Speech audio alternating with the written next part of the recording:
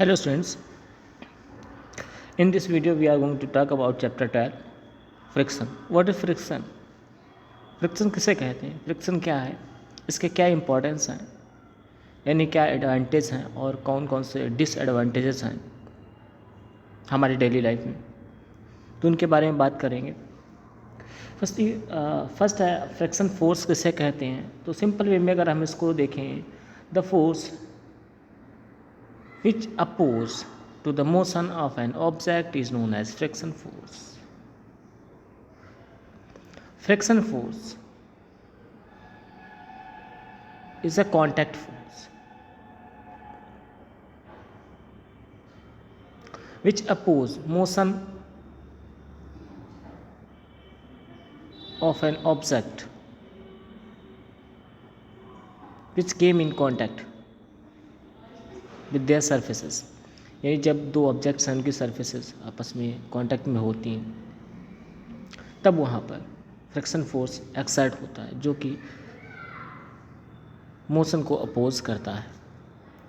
ऐसा फोर्स जो मोशन को अपोज करेगा ऑब्जेक्ट के उसे फ्रिक्शन फोर्स बोलेंगे। जैसे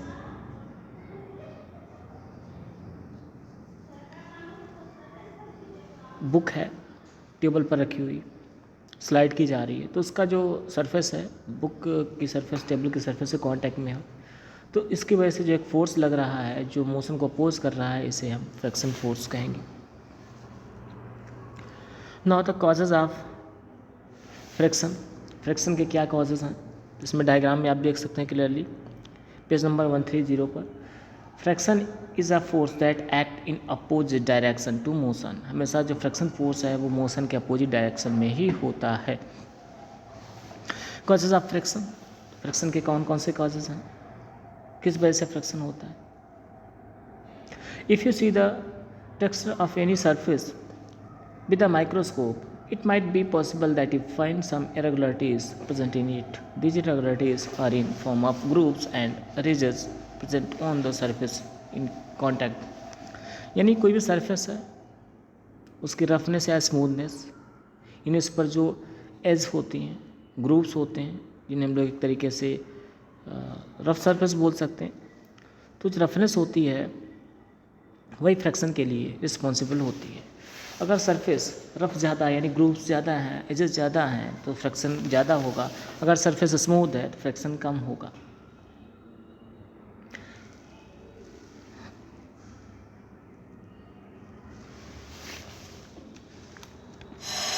You may try to look at a piece of sandpaper through a magnifying glass and see the irregularities present on its surface. The irregularities of two surfaces in contact get interlocked.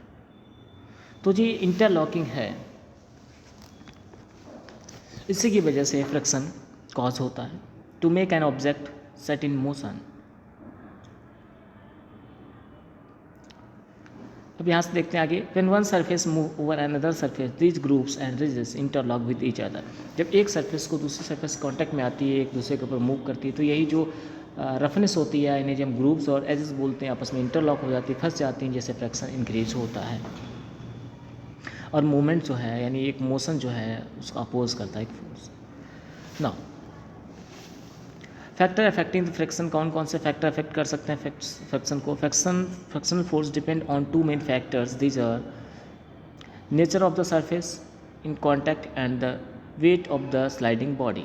First, nature of the surface. Friction between the surfaces in contact is less for the smooth surface and more for the rough surface. अगर surface rough है तो friction force ज़्यादा होगा, smooth है तो friction force कम होगा। इसके बहुत सारे एग्जांपल्स अभी आप देखेंगे, जैसे एक ग्लास या आप टाइल्ड फर्श पर की बात करते हैं, तो उसमें अगर स्लिप होते चले जाते हैं तो उसमें फ्रिक्शन फोर्स कम होता है। और यही जो रफ सरफेस होती है उस पर अगर हम देखें तो स्लिप नहीं होते इसलिए, तो ये फ्रिक्शन की वजह से ही है।